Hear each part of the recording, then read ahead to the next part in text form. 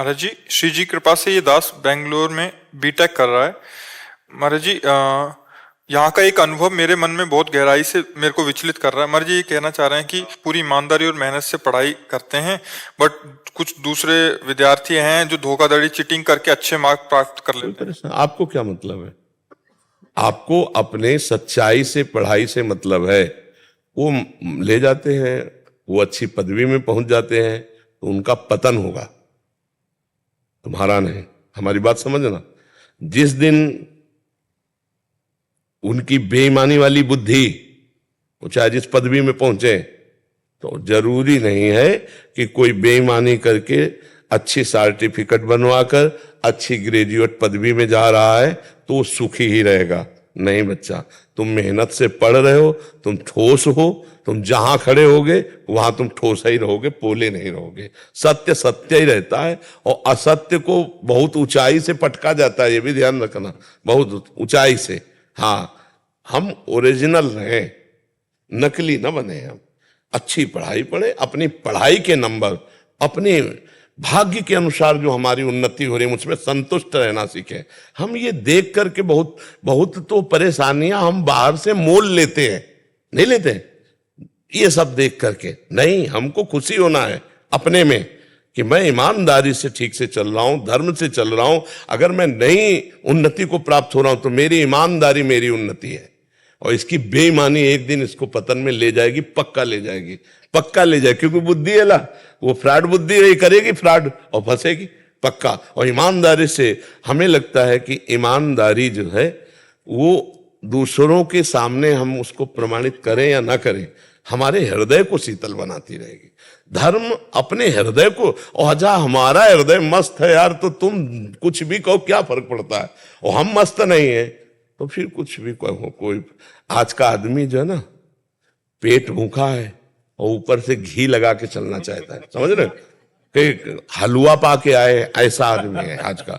और अगर भाई तुम नमक रोटी पा के आए, पेट तुम्हारा भरा हुआ है ना, तो तुम्हें कहने की जरूरत नहीं है। तो आज का जो स्वभाव मतलब प्रवृत्ति में आ रहा है, पर ये शॉर्टकट अच्छा नहीं है, पक्का वो नष्ट होगा पक्का। और धर्म पूर्वक चलने वाला, माना कि उसके कदम बहुत धीमे चल रहे हैं, लेकिन उसकी चाल को कोई रोक नहीं सकता। अधर्म वाला बहुत बढ़ता दिखाई दे रहा है। जब ज्यादा बल्ब अपनी सामर्थ्य से चमकने लगे तो जानना फ्यूज ही होने वाला है, नहीं हो?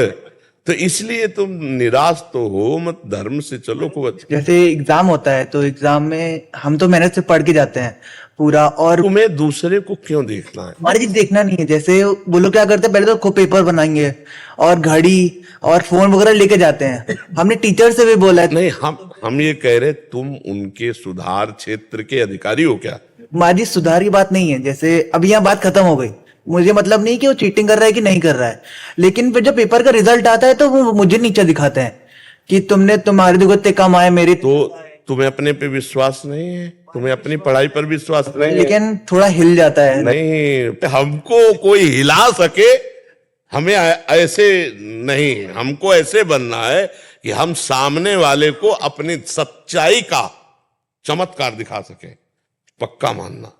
हम नहीं, छल फ्रॉड में कोई बहुत से मार्ग है, नहीं, धर्म पूर्वक से आप अच्छी पढ़ाई करो, कभी नकल मत करना। फेल हो गए तो भी पास हो गए। महाराज जी, मेरी बच्ची भी पढ़ती है मेडिकल में, तो मैंने उसको बोल रखा है, वो बोलती है हम बहुत बच्चे होते हैं जो क्लास अटेंड नहीं करते, और एंड में जब एग्जाम देने होता है तो 25,000 35,000 दे करके वो लोग। हाँ, हमें लगता है कि देखो, जैसे कई जगह बहुत पैसा देकर नौकरी की जाती है, अब उसके दिमाग में किसी भी तरह से पैसा कमाना रहता है, क्योंकि उसने बहुत पैसा दिया है।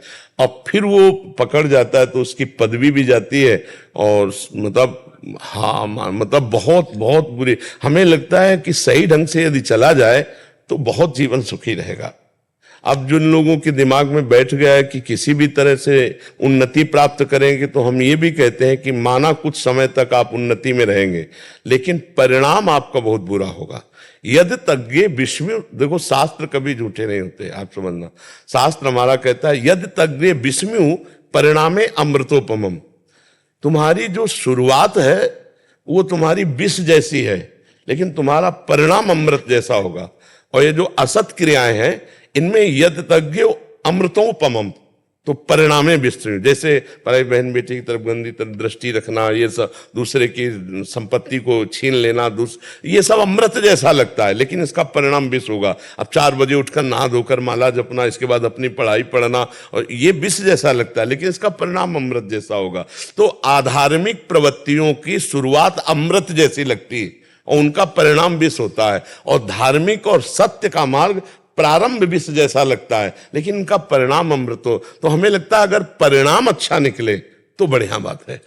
अब वही फ्रॉड करते करते बच्चे आपस ही में ऐसे ब्लैकमेल होते हैं कि शरीर पूरा करने की इच्छा हो जाती है उनकी, कि ना मम्मी से बता पाएंगे हम ये बात, ना पापा से बता पाएंगे, और अब रोज ब्लैकमेल हो रहा है, उनके दिमाग को रोज परेशान किया जाता है। सत्य से चलो, हम कह रहे हैं माता पिता की अधीनता लेकर चलो। तो ये जो भजनहीन बुद्धि होती है वो कहीं भी फंसा सकती है। इसलिए हमें लगता है गलत मार्ग में कदम रखना, गलत आचरणों से हमारी बुद्धि प्रभावित हो जाना, गलत लोगों की उन्नति देख करके हमको ये ठीक नहीं है, ये ठीक नहीं, ये हमारी बुद्धि की कमजोरी है। नहीं, मैं धर्म से चलता हूं, साइकिल से चलता हूं, पर ठीक है, ये अधर्म से चलता है, गाड़ी से चलता है, लेकिन एक दिन इसका गाड़ी से ही पतन हो जाएगा। बहुत बच्चा, बिल्कुल हम आपको 1000% बात कहते होते तो 100% है। अच्छे कर्म का अच्छा ही परिणाम आएगा। थोड़े दिन आपको बुरा लग सकता है, जैसे धर्मराज युधिष्ठिर अच्छाई से चल रहे थे, लेकिन 12 वर्ष का वनवास, 1 वर्ष का अज्ञातवास, छली कपटियों ने जुआ में उसमें, अरे लेकिन परिणाम क्या हुआ? सब मारे गए छली कपटी, और सिंहासन पर महाराज युधिष्ठिर हुए। हम परिणाम की बात कहते हैं। हो सकता है कि आपके सामने जो गलत है वो बहुत उन्नति को प्राप्त हो रहे हैं, लेकिन परिणाम बच्चा उनका अच्छा नहीं होगा। हो सकता है आप उनसे नीचे स्थिति में रह रहे हो, लेकिन आप सत्य से चल रहे हो, तो आप दीपक की तरह जलते रहो, वो हाइलोजन की तरह जल के फ्यूज हो जाएंगे। आपको बहुत ये बातें प्रायः समाज में यही बुद्धि हुई। नहीं, वो सामग्री आपके परिवार को और आपको नष्ट कर देगी, अशांत कर देगी। नहीं, बहुत धर्म से, बहुत धर्म। 100 रुपया अगर किसी का बेईमानी का आ गया है तो आपके 1000 लेके जाएगा और आपको पीड़ा और अशांति जरूर देगा। ये हमारी बात पक्का पकड़ना।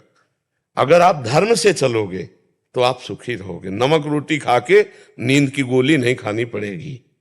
अगर बेईमानी की रबड़ी खाओगे तो नींद की गोली खानी पड़ेगी, और धीरे धीरे आपको अशांति बढ़ती चली जाएगी। हो सकता है डिप्रेशन भी हो जाए। हाँ, बहुत सावधानी से चल रहा है, ठीक है। हाँ, हम मतलब सरल भाषा में आपको हंसते हंसते धर्म की बात बता दी। अब इसको पकड़ के थोड़ा सही मार्ग में चलने में कष्ट तो होता है। देखो, सही मार्ग में कष्ट होता है, लेकिन कष्ट हमको पक्का मजबूत बनाता है। और जो कष्ट के भय से गलत आचरणों में उतर जाते हैं, वो भारी कष्ट को सहते हैं। बच्चा भारी कष्ट को सहते हैं। इसलिए थोड़ा कष्ट सहकर सुख में पहुंचना, या थोड़े सुख को लेकर कष्ट ही कष्ट में जाना, ये बातें समझना होगा, ठीक है।